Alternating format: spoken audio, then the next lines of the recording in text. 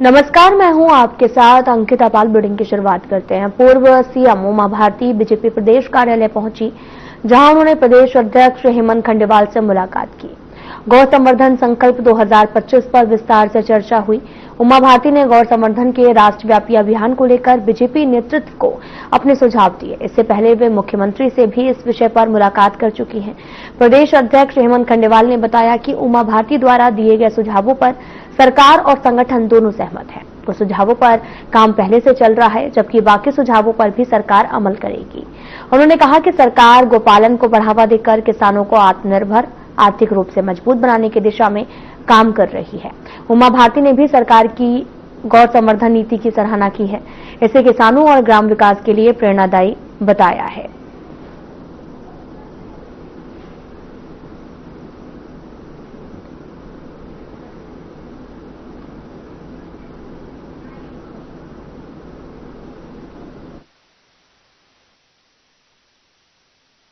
तारीख को विराट गौ संवर्धन सभा हुई। मध्य प्रदेश के किसान एकत्रित हुए और उनने सरकार के सुर में सुर मिलाया। हमारी मध्य प्रदेश की सरकार ने इसके पहले भी गौवंश पर आधारित खेती का प्रयोग किया है और मध्य प्रदेश इसमें भारतवर्ष में नंबर 1 है उस विषय को लेकर। अब आगे भी बात बढ़े, इसलिए कल मैंने मोहन जी को किसानों के पारित संकल्प दिए हैं और आज आदरणीय हेमंत खंडेलवाल जी जो हमारे प्रदेश अध्यक्ष हैं, उनका सम्मान करने के लिए मैं स्वयं कार्यालय में आई और संगठन और सरकार और समाज ये मिल के प्रयास करेंगे, तब गौ का संवर्धन हो पाएगा। इसलिए संगठन अपना सहयोग दे, सरकार अपने नीतिगत निर्णय ले और समाज उन निर्णयों में गाइड भी करे और साथ में सहयोग भी करे। एक समन्वय बनाने के लिए ही आज मैं अपने भाई और अपने प्रदेश के अध्यक्ष आदरणीय हेमंत खंडेलवाल जी को मिलने के लिए आई और उनको मैंने वो मांगे दी हैं जो किसानों ने पारित की थी और वो सब पे सहमत ही नहीं है, बल्कि वो अनुपालन कर रहे हैं। अपने जिलों में भी उनका प्रयोग हो रहा है। बस मुझे यही कहना था, मैं इसी के लिए आई हूँ और मुझे बहुत अच्छा लगा। कार्यालय का माहौल बहुत अच्छा लगा, आना मुझे बहुत अच्छा लगता है। अपने अध्यक्ष जी से मिलना, पूरी नई टीम से मिलना मुझे बहुत अच्छा लगा। हमारी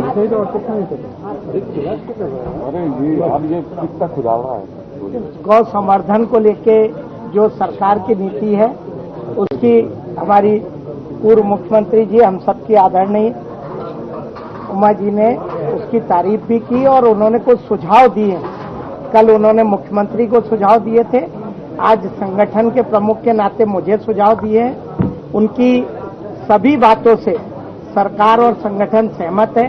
इसमें से कुछ बातों पे तो काम चल भी रहा है और उन्होंने और कुछ सुझाव दिए हैं, उस पर भी सरकार अमल करेगी।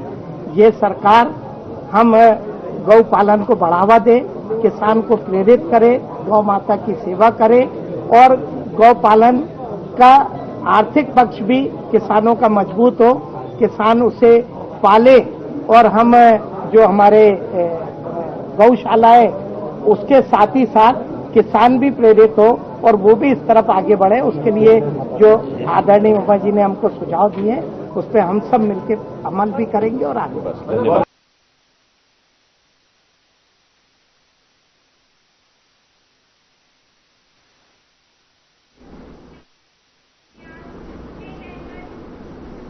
राजगढ़ नाका पर सांसद अनीता चौहान की गरिमामयी उपस्थिति रही। सांसद खेल महोत्सव का शुभारंभ हुआ।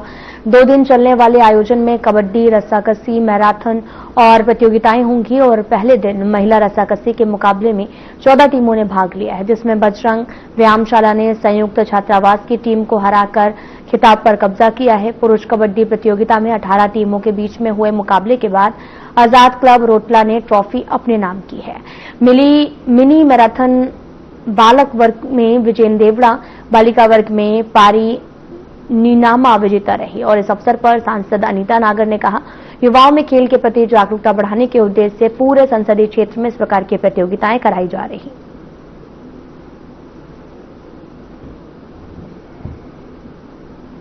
सर, खेल महोत्सव का आयोजन क्या क्या गेम्स है और क्या इसका उद्देश्य?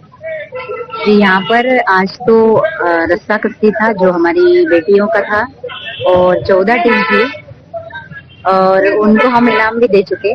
और ये जो है कबड्डी अभी होना है, इसकी 18 टीमें हैं हमारे बेटों की, भाइयों की।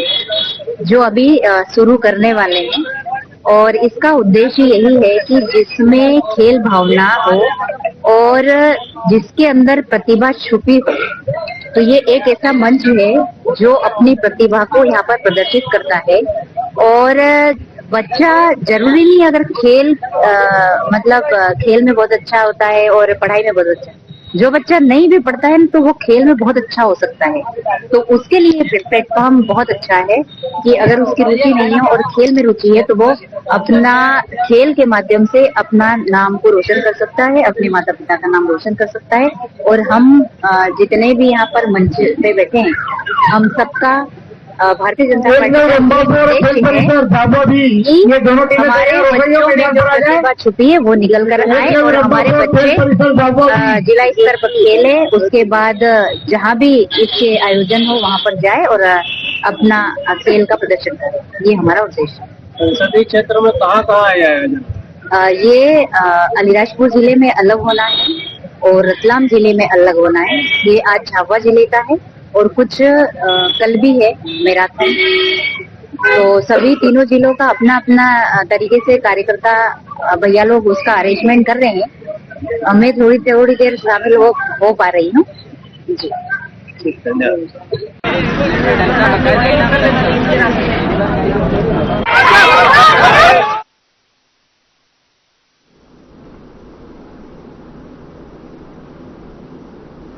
बुरहानपुर जिला शिक्षा अधिकारी संतोष सिंह सोलंकी को निलंबित कर दिया गया है। उन पर शिक्षकों को सस्पेंड कर मनचाही पोस्टिंग देने का आरोप लगा था। इंदौर संभाग आयुक्त ने इस मामले में जांच के बाद ये कार्रवाई की है। हालांकि अभी तक इस मामले में आधिकारिक बयान नहीं आया, लेकिन सूत्रों के अनुसार सोलंकी को निलंबित करने का आदेश जारी कर दिया गया है।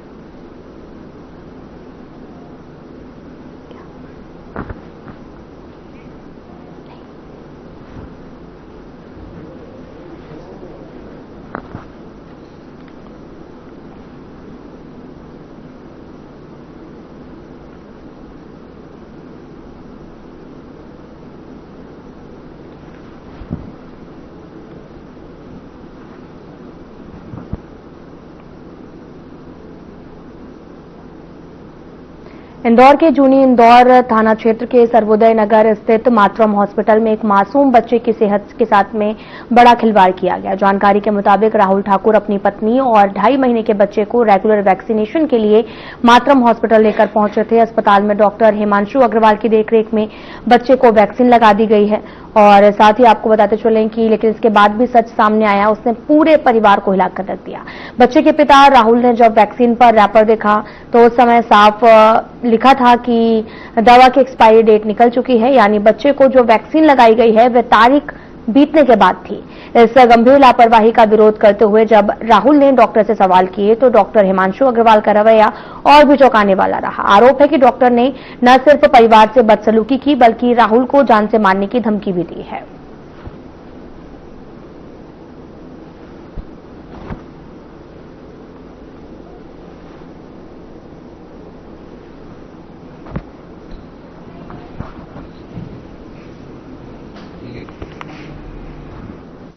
सर वैक्सीन लगवाई तो सर उसमें हमें डेट एक्सपायर हो चुकी थी।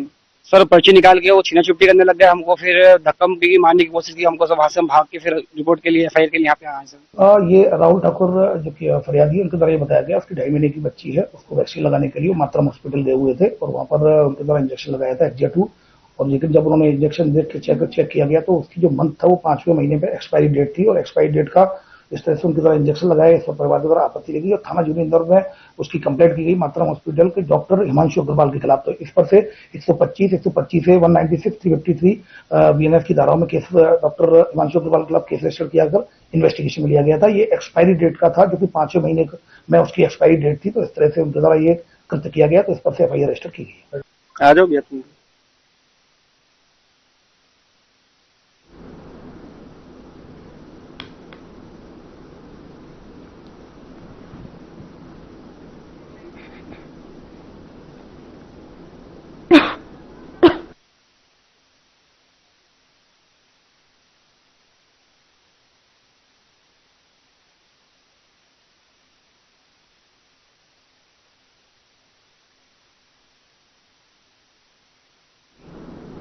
इंदौर के सैटेलाइट वैली में घोटाले की शिकायत लेकर कलेक्टर शिवम वर्मा ने पास पहुंचे प्लांट धारकों ने कॉलोनाइजर अतुल सुराणा और अरुण डामरिया और पुष्पेन ठाकुर के खिलाफ कार्रवाई की मांग की है। शिकायतकर्ताओं ने आरोप लगाया है कि कॉलोनाइजर ने शासन और प्लांट धारकों को धोखा देते हुए बंधक प्लांटों की अवैध रूप से बिक्री और प्लाटों का जो हेराफेरी है वो किया है। शिकायतकर्ता ने बताया कि उन्होंने सैटेलाइट वैली में प्लाट खरीदे हुए हैं और रजिस्ट्री कराने के मामले में चार्ज भी किया था, लेकिन अभी तक प्लाटों पर निर्माण संबंधी अनुमति प्राप्त नहीं हो रही है और न ही बैंक लोन दे रहा है।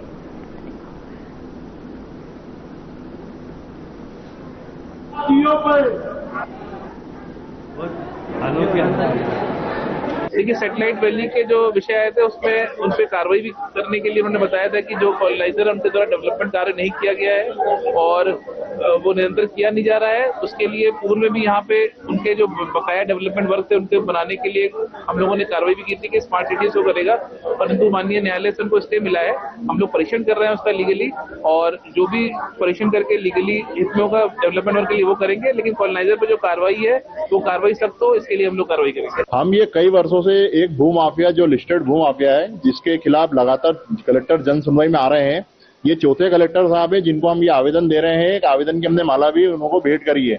हमारी मांगे ये है कि जो भू माफिया अतुल सुराणा, अरुण डागरिया जो आज तक सिर्फ आपसी शासन प्रशासन से सेटिंग करके बसते ही आ रहा है, उस पर किसी प्रकार की कोई कार्रवाई होती ही नहीं है। उससे मिलने जाते हैं तो पहले तो बाउंसरों का सामना करना पड़ता है, जब उससे मिलते हैं तो एक ही कहता है कलेक्टर साहब को तो मैं जेब में रखता हूँ, आपको जितनी बार कलेक्टर साहब की शिकायत करना आप करो, मैं कॉलोनी काम नहीं करूंगा। 150 रुपए हमसे अवैध रूप से 150 रुपए की वही कर रहा है कि आप ये पैसे देंगे तो ही मैं आपको मौके पे कब्जा दूंगा, प्लाट की नफ्ती करूंगा। अभी कुछ कॉलोनी के भाग पे किसानों का कब्जा है जिसके कारण वो काम नहीं कर पा रहा है, और जब तक कॉलोनी का काम कंप्लीट नहीं होगा मकान बनाने की परमिशन नहीं आ पाएगी।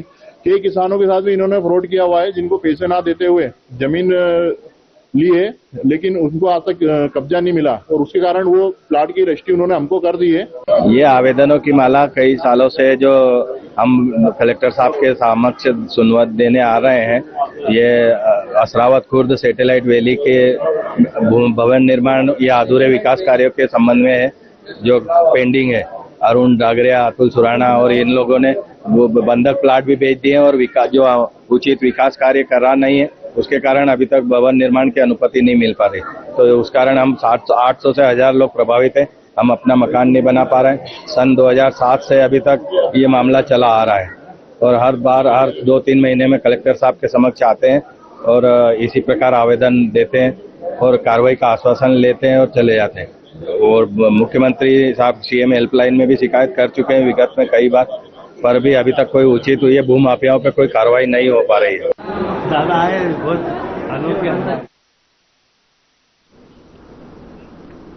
इंदौर में अवैध होर्डिंग्स पर बड़ी कार्रवाई शुरू हो गई है। नगर निगम आयुक्त दिलीप कुमार यादव की सीधी निगरानी में पहले ही दिन जिस तेजी से अवैध बोर्ड हटाए गए उसमें साफ था कि सिर्फ दिखावटी कार्रवाई नहीं है। इस बार फोकस सिर्फ फ्लैक्स हटाने पर नहीं बल्कि उन व्यापारियों, एजेंसियों और पूरे नेटवर्क पर जवाबदेही तय करने पर है जिन्होंने बिना अनुमति इंदौर के आसमान पर कब्जा किया था। शहरवासियों ने भी अपील की है कि 311 ऐप पर अवैध होर्डिंग्स की शिकायत करें। जल्द ही एक टोल फ्री नंबर की भी शुरू हो सकता है और स्वच्छता में नंबर 1 इंदौर अब दृश्य प्रदूषण के खिलाफ नई लड़ाई लड़ रहा।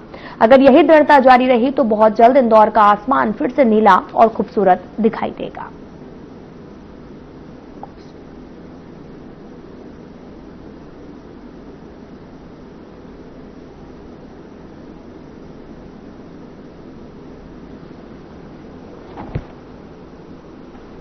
बार बार शिकायत भी आ रही थी और हम भी देख रहे थे कि तय सीमा से ज्यादा लोगों ने अनाधिकृत रूप से शहर में होर्डिंग लगाए थे और उसकी जांच कराने के बाद जितने होर्डिंग्स अवैध बिना अनुमति के पाए गए हैं उन पर आज से कार्रवाई शुरू हुई है और जहां जहां भी अवैध होर्डिंग मिले हैं उन सबको हटाने का काम जारी रहेगा। वैसे ही और भी जो हमारे अभियान थे जिसमें अवैध नल कलेक्शन का भी विषय है, अवैध रूप से जिन लोगों ने जगह पे कब्जा किया हुआ या होर्डिंग लगाए हुए हैं उन सबको हटाने की कार्रवाई जारी रहेगी। शहर में ये शिकायतें कॉमन आती रहती है कि जो हमारे वैध जितने टेंडर के माध्यम से जितने भी यूनिपोल हैं, गैंट्री है, उनके अलावा भी कुछ लगी हुई हैं, तो उन्हीं को हमने चिन्हांकित कराया है। जो हमारी वैध है उनके अलावा जो है उनको चिन्हांकित करा के उनको हटाने की एक हमारी मुहिम चलाई है, जिसमें ये ध्यान रखा जाएगा कि जो भी अवैध है वही हटे, टेंडर के माध्यम से नहीं है वही हटे। वो प्रोसेस चल रही है, तो आई थिंक आगे भी ध्यान रखा जाएगा कि उसकी लिस्ट भी हम जारी करेंगे। जो वैध है उनके अलावा कोई है तो पब्लिक भी हमें बता सकती है ताकि उनको हम हटा सकें। तो कुछ फाइन वगैरह भी लगाया जाएगा? अब अवैध वाली पे जिसका भी प्रचार प्रसार है उसको हमने नोटिस दिया है, वो जैसे रिप्लाई आएगा उसकी बेस पे हम ज्यादा में कार्रवाई करेंगे।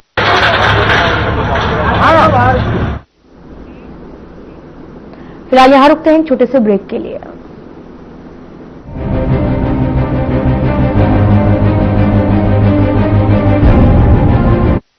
चल बुला परूं जिसकी हर बात में भूल जाए मेरी जैसी मेरी अपनी पताका चाय गजब का स्वाद। कुछ लोग खाते पीते तो बहुत बढ़िया हैं, पर फिर भी उनकी सेहत नहीं बनती। पिचके हुए गाल हैं, हड्डियां निकली हुई हैं, पैंटें ढीली हैं, कपड़े जचते नहीं, कोई पर्सनैलिटी नहीं। ऐसे लगता है उधर से खाए जा रहे हैं उधर से निकले जा रहा है, क्योंकि उनका पाचन तंत्र खराब है। और जब तक के पाचन तंत्र दुरुस्त नहीं होगा, वो जितना मर्जी अच्छे से अच्छा खा ले, उनकी सेहत नहीं बन सकती। इसलिए हमारी संस्था सन्यासी आयुर्वेदा ने एक ऐसी दवा का निर्माण किया है जो कि आपके लिवर को, आपके पाचन तंत्र को दुरुस्त करने का काम करती है, ताकि आप जो भी खाएं उसका पूरे का पूरा निचोड़ आपके शरीर को लगे, आपकी भूख बढ़े, खाया पिया सही से लगे, नया खून बने, हड्डियों में जान आए, वजन बढ़े और आप मोटे तगड़े खूबसूरत पर्सनैलिटी के मालिक बन जाएं। सिर्फ 655 रुपए की पूरे 1 महीने की दवा होती है और आप इसे घर बैठे 01145454545 पर फोन करके दवा मंगवा सकते हैं। क्या रंग खिला, क्या रूप सजा, मैंने ही नहीं दुनिया ने कहा।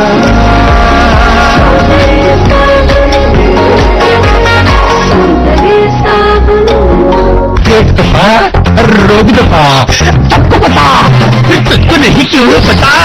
एक दफा रोग दफा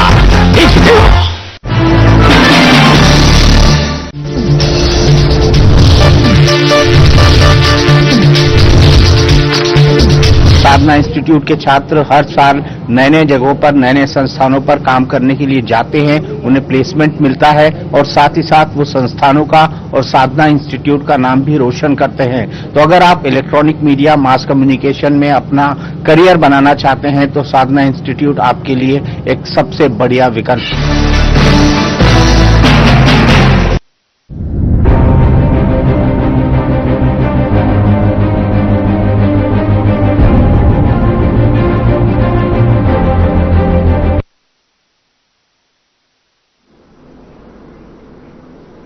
ब्रेक के बाद स्वागत है आप सभी का। रुख करते हैं खबरों की तरफ। राजगढ़ के बैबरा में ट्रैवल्स कंपनी में काम करने वाले प्रवीण शर्मा इन दिनों इंदौर में डेरा डाले हुए हैं। वजह है उनकी 2.5 साल की बेटी अनिका, जिसे SMA टाइप 2 जैसी दुर्लभ बीमारी है। ये बीमारी 10 लाख बच्चों में से किसी एक को होती है और अगर इस समय पर इलाज नहीं मिला तो बच्चा जीवन भर के लिए दिव्यांग हो सकता है।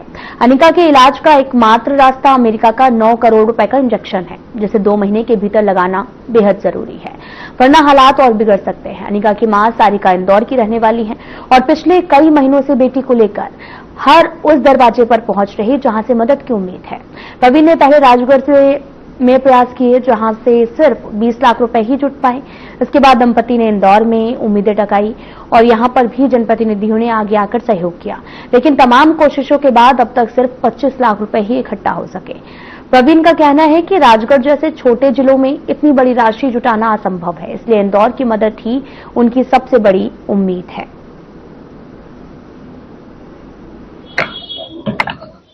उनके संग ऐसा क्या हो रहा है, तो हमने यहाँ पर अपने भवर गांव पे गौरी पासी मैडम है न्यूरो सर्जन, उनको दिखाया। उनको दिखाने के बाद इसका जेनेटिक टेस्ट हुआ, फिर उसमें रिपोर्ट पॉजिटिव आई। फिर हम भोपाल एम्स गए पहले, फिर वहाँ से हमें दिल्ली एम्स रेफर करा। ये चैनल के माध्यम से क्या कुछ अपील करना चाह रहे हैं कि 2 करोड़ रकम बहुत बड़ी होती है, तो मध्य प्रदेश सरकार से किस तरह की जो है यहाँ गुहार लगाना चाहेंगे, क्योंकि मासूम बच्चे की जिंदगी का सवाल। सर एक्चुअली ऐसा है कि मतलब इलाज है बच्चे का हमारे सामने है, मतलब हम भी को मतलब इलाज करवा नहीं पा रहे उस चीज का, तो बस जनता से हाथ जोड़ के निवेदन करना चाहते हैं कि आप लोग आगे आके हमारी मदद करें ताकि हम हमारी बेटी की जान बचा सके। हम आपके चैनल के माध्यम से माननीय प्रधानमंत्री महोदय, माननीय मुख्यमंत्री महोदय डॉक्टर मोहन यादव, उनसे अपील ये करते हैं कि हमारी बच्ची के इलाज में मदद करें ताकि हमारी बच्ची सामान्य बालों की तरह जीवन जिए। तो माननीय कलेक्टर महोदय के हमने अपील करी, उन्होंने भी हमें आश्वासन दिया और पूरी मदद करने का बोला है। तो वो जनता से भी हम ये अपील कर रहे हैं कि जितना भी हो सके छोटा से छोटा योगदान हमारी बेटी के लिए करें। आपका एक छोटा सा योगदान इस हमारी बेटी का जीवन बचा सकती है। आपके चैनल के माध्यम से हम इतनी अपील करना चाहते हैं कि ज्यादा से ज्यादा शेयर करें, फॉरवर्ड करें और नेतागण हमारी बात को सुने। हम बहुत से नेताओं के पास गए हैं, माननीय विधायक महोदय के पास गए हैं, माननीय कैलाश विजयवर्गीय जी के पास गए थे, उन्होंने 5 लाख की मदद का आश्वासन दिया है, उन्होंने बोला है और सब संस्थाओं से भी बोला है। और आपके चैनल के माध्यम जो भी सुन रहे हैं वो हमारी मदद करें, कृपा करें।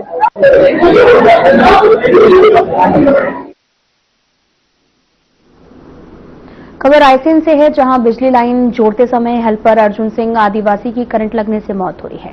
पोस्टमार्टम के बाद परिजनों ने शव लेने से इनकार कर दिया, जिसके बाद ब्रह्मपुरा और आसपास के गांवों से पहुंचे सैकड़ों आदिवासियों ने कांग्रेस विधायक देवेंद्र पटेल के नेतृत्व में बिजली विभाग कार्यालय के सामने भोपाल सागर हाईवे पर चक्का जाम कर दिया, जो करीब 2 घंटे तक चला।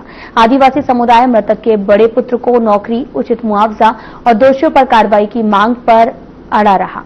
वहीं आपको बताते चलें कि मौके पर तहसीलदार प्रमोद उइके और टीआई राजीव पुलिस बल के साथ पहुंचे। भीड़ को शांत कराने की कोशिश की गई। धरनास्थल पर पहुंचे बिजली विभाग के जेई नीरज गुप्ता ने परिजनों और आंदोलनकारियों को आश्वासन दिया। विभागीय कर्मचारियों की ओर से 1 लाख रुपए, बिजली विभाग से 4 लाख रुपए, सरकार की ओर से 2 लाख रुपए मुआवजा दिया जाएगा। साथ ही मृतक के बड़े पुत्र को नौकरी, मामले में एफआईआर दर्ज कर कार्रवाई का भरोसा दिलाया गया।